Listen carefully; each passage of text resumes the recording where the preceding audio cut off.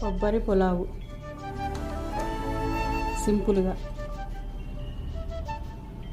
ఒక బంగాళదుంప, ఒక టమాటా, 2 పచ్చిమిర్చి, బిర్యానీకి సంబంధించినవి, క్యారెట్, కొత్తిమీర మిక్సీ పట్టుకోవాలి మెత్తగా. బిర్యానీ మసాలా, అల్లం వెల్లుల్లి పేస్ట్,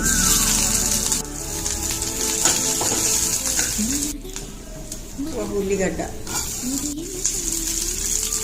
కొంచెం కస్తూరి మేతి. ఈ కూరగాయ ముక్కలు ఇందులో వేసుకుందాం. కొంచెం మగ్గటానికి కొంచెం సాల్ట్, కొద్దిగా కారం, మిక్సీ పట్టుకున్న కొబ్బరి పేస్ట్ ఇలాగనే వేసుకుంటున్నాను.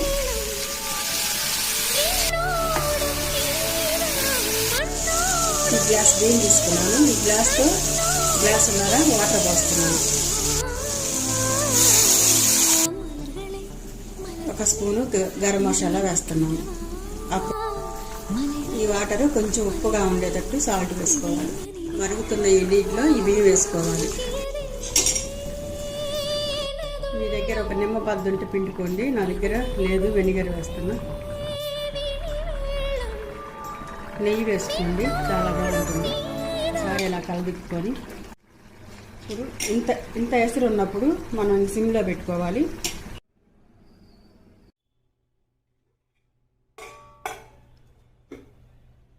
వేడి వేడి కొబ్బరి పులావు ఇలాగా తయారు చేసుకోండి సింపుల్గా, చాలా బాగుంది.